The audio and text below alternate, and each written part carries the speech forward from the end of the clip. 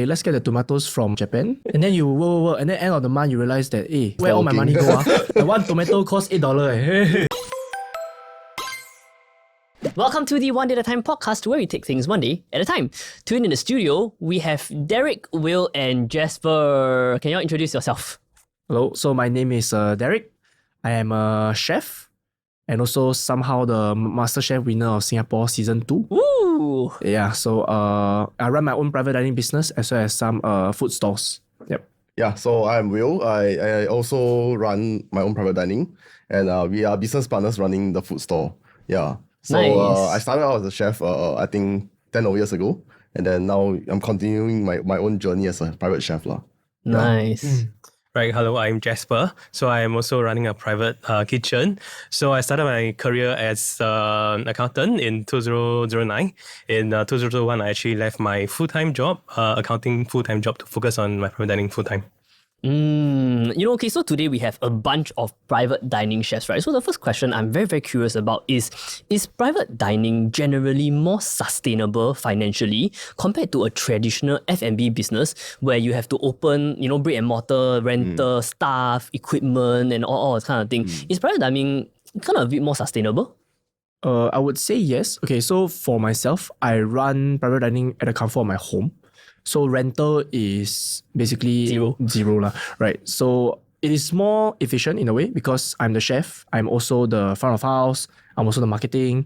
I'm also the procurement, everything lah. So basically is do everything, but you don't have the crazy overheads and you don't need to pay crazy overheads to find additional manpower to do all this stuff. Yeah, and the business scale is small. So like because you do one dinner a day, you don't need to have so much manpower involved in the daily operations of it.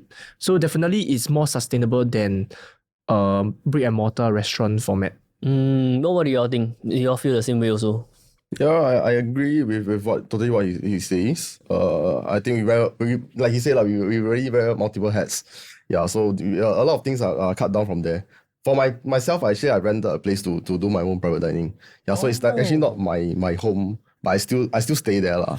So I guess that the P&L splits from there. So I see. yeah, I can stay there, but then I also do my private dining. It's a residential. It's a residential unit. Oh, and Jasper, same as you also? Right, correct. So for me, I run it in my own place, so I don't have any renter.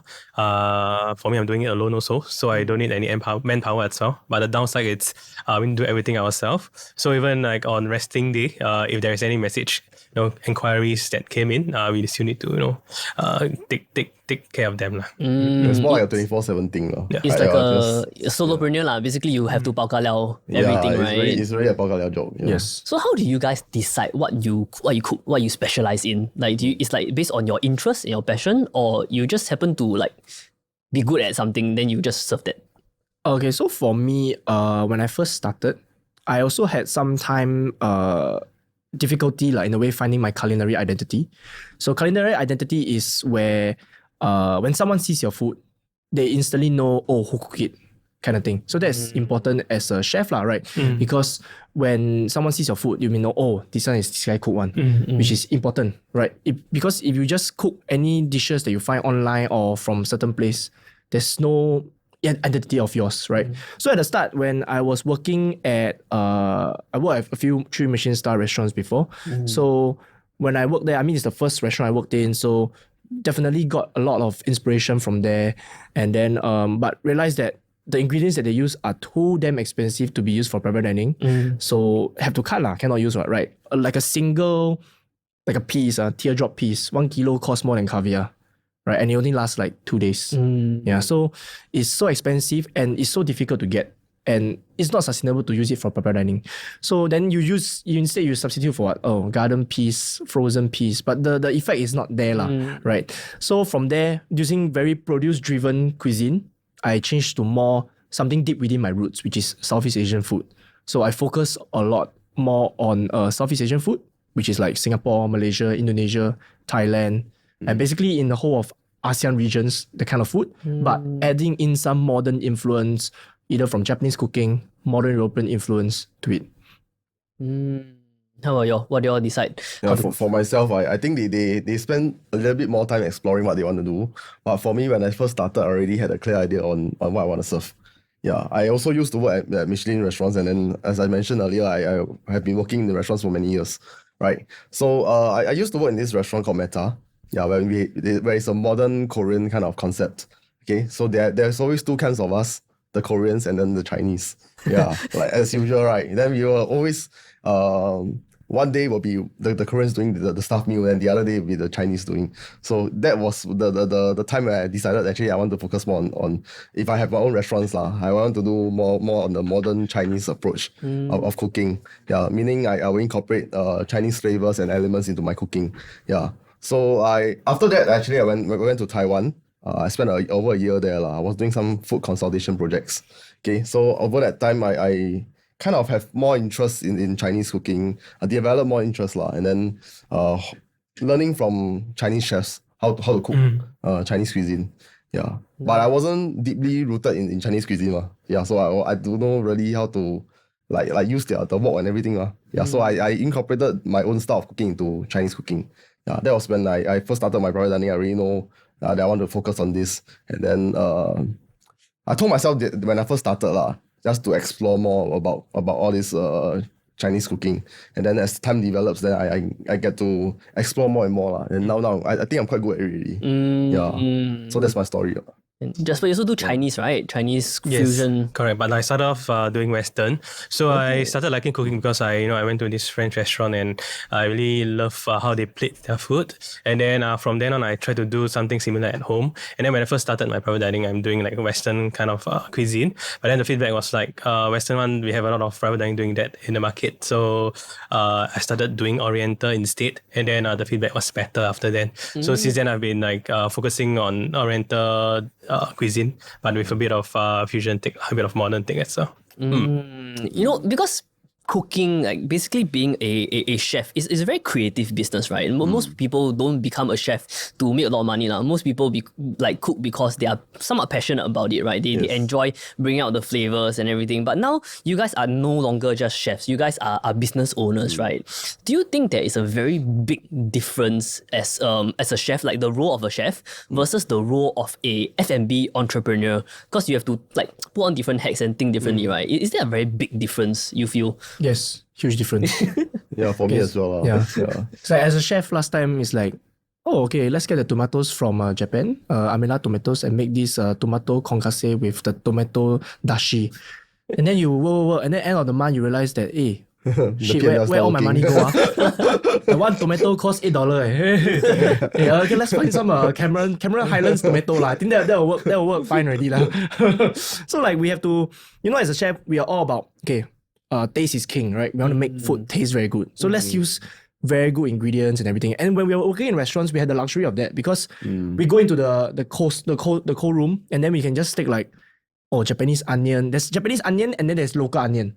So like sometimes you want to cook stuffed meal, you want to make it more tasty, okay, just take a few Japanese onion, right? Yeah. Then after that, you realize that your chef say, hey, who take all the Japanese onion? No more already. Then after that, you realize that, okay, I mean, we are not the one who pay every year the food cost, everything lah. So we don't really care about it. But once we start doing the business, right, we start to realize that, hey, we cannot keep doing this, right? This Japanese tomato that we use, even the skin also need to dehydrate and use the powder. Cannot just throw like that. Basically, as your own P&L, then it's different. Yeah, it's different. It's no longer someone else's P&L. Yeah. Right? So how do you manage that? How do you manage like what you want to cook, like based on the best ingredients that you can find versus like sustaining a like real business? I think it comes to the form of ingredient. If things that are best eaten raw, I think that one can invest and buy a good quality one. But things that you need to cook for a long time, then I suggest you don't use a good quality one. Let's say like say tomatoes, like Japanese tomato, it's better to eat raw. You go and blend the tomato, cook in curry, people will slap you. So like all these tomato, use raw. All these vegetables, use raw. But like say fish you cannot really scheme on quality lah. Right? Let's say you need a really good fatty hamachi fish, it's better to get a better quality one, but don't use our local fish for sashimi lah, because our waters are cold, are warm, which is like a breeding ground for a lot of parasites. Yeah, so certain things can go for quality, but certain things don't need to. Yeah. How about yours? So for myself, right, actually I went to work in Taiwan. That was the time where I was doing a lot more mass market concepts, right? I was a consultant, yeah. So over that time, I actually had to work with a lot of food costs really. Yeah. So that was part of my job. Yeah. And then I had to think differently. So over at that time already, I started not being so artistic to create my own food. So in a way, over time, then I kind of get used to it really. And then I was a business student last time. Yeah. So all these things kick back in. Then I will just try to adapt, make things that are affordable, tasty, and yet at the same time, I don't have to spend a lot on all the ingredients. Yeah. Then when I first started my own private dining, actually when I first started, it was also like him. Because I kind of wanted to showcase the best. Yeah, but then over time, I also have to cut a lot of my costs. After you do all the math and the P&L, then you realize that, okay, something just don't work. Yeah, then you find a second alternative or like plan B, plan C. Yeah, and then actually there are still a lot of ingredients that can work very well, although they are not as pricey. Yeah, so you just have to incorporate different techniques, different cooking styles to make the thing work. Yeah, for me it's like that. Yeah. Right. For me, because I haven't been working in a professional kitchen, so for me it's more like a convenience sake. So mainly my ingredients I find them from supermarket. Most of them, especially vegetable. So what I do is like, when I try certain food and then which I get inspiration from, I try to find something which I can find in supermarket to replace something which I will not have a hand on it. So from there, I try to do something tasty out of it. So more for convenience sake for me. Actually, Jesper, you're quite interesting because like both of you have actually been working in professional kitchens, right? Like Michelin star kitchen. But Jesper, you were a auditor. Then you just suddenly start cooking, and you became now you're a professional chef. How did that even happen? Like how did you become a professional chef from cooking? Right. Okay, for me it's first of all I love eating. So I actually love what the chef do. So when I dine out, I usually sit down on a counter to see to observe what the chef are actually doing. And then from there, I try to do something similar at home. Then at first, for a start, I ask my friend over. So I will cook for them. And then gradually, Singapore, the private dining scene start to pop up a lot. So I also started mine as well. So but why I actually decided to do this full time is because I've been in the business, in this accounting field for quite a long time, 12 years to be exact. But then I don't see much prospect from there. So I decided to change route to do cooking instead. Wow, very controversial, very controversial. After doing cooking for so long, right? After most of you have been cooking professionally for quite a while, do you feel like you enjoy being a chef more, or you enjoy being a F&B entrepreneur more? Or both? I enjoy being a F&B entrepreneur more. Because being a chef in a restaurant, you do not have creative freedom. Especially if you are like a commie, you're like one of the lowest life form on earth. So like every day is just screaming and shouting. What's that word you said? Oh, commie, like a commie chef. Commie chef is like basically the lowest. Yeah, one of the lowest ranked chef in the kitchen. It's like an intern. Yeah. In the corporate and then world. like you get stuck doing a certain, because the restaurant, the scale of operations in the restaurant is so huge, right? Let's say you do one prep for beetroot for one dish. It takes already 4-5 hours. Like so huge. Like a huge amount of time. So you spend a huge amount of time in one particular station, maybe 1 to 2 years, before you get to try another station out. So you do not get to experience like a lot of different things, different techniques or what. It's just over there. And then it's like only when you finish your prep, you can go around Kepo other station and say, hey, what you're doing? Can I help you a little bit? Then that's where you start to get your hands on other things. But as a F&B entrepreneur, you do not have that luxury of only stick to one station. So you need to do everything. You bao ka liao ma. So that's where you get to learn a lot more things and also get involved in a lot more things as well. I think it's more interesting to be the entrepreneur than the chef itself. I mean, I used to come from the world where everybody is a chef. We are very artistic about our job. Yeah. But as I said, I was a business student last time. Yeah. So all along I wanted to have my own business. Yeah. And that was only just part of the journey to get there. Yeah, because I wanted to open F&B concepts, right? Yeah, so being a chef was part of the whole journey. Yeah, and then now that I'm doing the the business as a business owner, right? I actually get to do a lot more things than just being a chef, right? Yeah. Yeah. I like to do all the strategy thinking, how to thinking of how to grow the brand, grow the business. And then I think these are the things that keep me very excited. Yeah, rather than just being a cook. Yeah, that's me. Yeah. Jesper, Mm-hmm. prefer entrepreneurship? Chef, cooking? For me, I do still prefer. No, I still enjoy cooking right now, but because right now it's a different stage of this business already. So actually, I prefer. Both. I still prefer cooking than doing it slowly right now. So different pace lah, different season in your business journey lah, right? Exactly. Okay, I'm gonna ask you a very sensitive question. You can don't answer if you don't want to answer. But on average, right? How much do private dining chefs make? I know the answer is it varies, but like is there a range, of revenue that a private dining kitchen can generate? 4 to 5 figures a month. Wow. So is a $1,000 or $99,000? You can say that. Okay, but is it sustainable for you guys? So for example, like by running your private dining kitchen, right? Like as a business, are you able to live in this expensive country? Like pay your bills, pay your mortgage, like you got kids, then gotta pay education. Is it sustainable? I would say it's definitely better than working in a restaurant, for sure. You have less hours.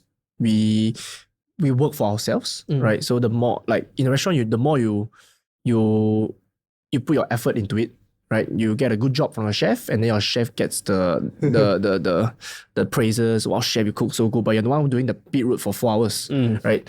But then, when you run your own business, every single effort you put inside gets returned back to you in a way, right? If your food is good, you get gratification from your customers, and you get a rebooking or something like that. So it is a very fast way to see our efforts and reward being generated. Yeah.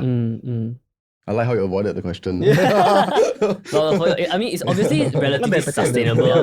Better than a chef, better than working as a chef. Because you all chose to do this and you all continue to do this, right? So it's like probably quite sustainable for you guys. I mean, for any business, it's all about trends, right? Yeah. So like I say, strategy planning, there's a lot of trends. Yeah. During COVID, when people cannot travel. There's the travel restrictions, and then everybody stuck in Singapore. Of course, the private dining kind of bloomed from there. Yeah. And then of course during that time is a lot more better than what it is now. Yes. Yeah. So now I would say the whole climate has cooled down a little bit. Yeah, but it's still a lot more sustainable than doing like we have other businesses. Like a brick and mortar store. Yeah, we have brick and mortar stores. But even the P&L, it doesn't, for us right now at our current stage, right, it doesn't even come close to what we do in private dinings. Yeah. That's what I feel. And it's only a one-man effort over here, rather than the brick and mortar where we have a lot of manpower. Right. But for me, it's like in order to retain my customer, what I do, it's like every half yearly I change my menu totally, so people will find it新鲜, and then they will come back. Because my place is not exactly really accessible. I'm staying in the west. So what I can do is also to reduce the pricing of my private dining, so that I jokingly say, hey, mine is cheaper, so that the extra money which you paid to other private dining you can actually take cab home. So net is same even. Correct. So you stole a lot of our customers. Yeah. So like what are the future plans? Are you guys planning to continue working on your private dining business, or are you looking to expand other ways? Like what are some future plans that you guys have?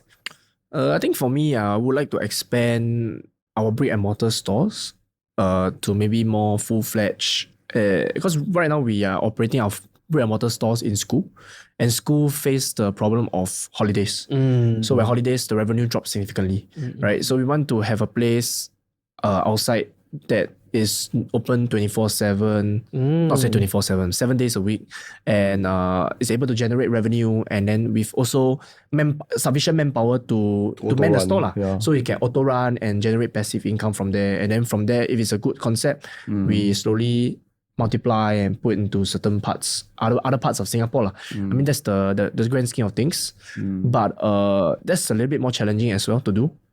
Because if we devote our time into this, we also need to do our private dining because private dining are the ones that pay our bills. Right. Right. So it's a seesaw law, like here, then here. Yeah, we're still trying to you try to juggle the seesaw everything, thing, lor. right? Yeah. So every time during our store, sometimes you got service this week. Is that okay? You don't. I have okay. This week I cover more. We just try to cover each other for the first part of it lah. Right now we are still in the entrepreneur stage, right? We have to do a lot of things ourselves. Yeah. So we try to balance that out and then do a little bit more private dinings and at the same time try to expand our brand. Yeah. Like for me, slowing down private dining, in fact, I would like to explore more towards like products so that I can reach more people to the mass market instead. So I've been like talking to my mom because I grew up eating her pandan cake. I find it quite good. I was asking her, hey, whether are you interested to do something together? But she hasn't replied me yet. So we'll see how it goes. I see. Yeah. I mean, it makes total sense. Okay. I think that's about it lah for F&B. I think F&B is a very, very interesting business, and like private dining chefs, it's kind of like a little bit of a in between, because it's not like brick and mortar F&B that you guys do, but it's not exactly like, full on service based business like us, right? We provide a service and then after that done means done already. Because I think it's a bit unique. It's very food is something that is very unique lah. It's not like a lot of other services, and it's not something that you can like self-run because you every week still you go buy ingredients. Like for us, with the equipment buy already means it's here for 10 years. It's a bit different. I think it's very unique. If somebody wants to check out your private dining restaurants, dine with you guys, where can they find you guys online? You can talk to this camera. Okay, so my private dining is called 12 Flavors, TWELVEFLAVOURS. You can check us out on Instagram, 12 Flavors. Yeah, for me, I'm at Umami Table. So my Instagram, you can find me on Instagram, umamitable.sg. Yeah, that's the best way to reach out to me lah. Mine is at _SG. So Udye in Mandarin, it's Udye. All right. Nice. Thank you guys for coming in to the studio. Thank you for having and us. wish you all the best in your F&B businesses. Thank you. We'll see you next time on the One Day at a Time podcast. Peace.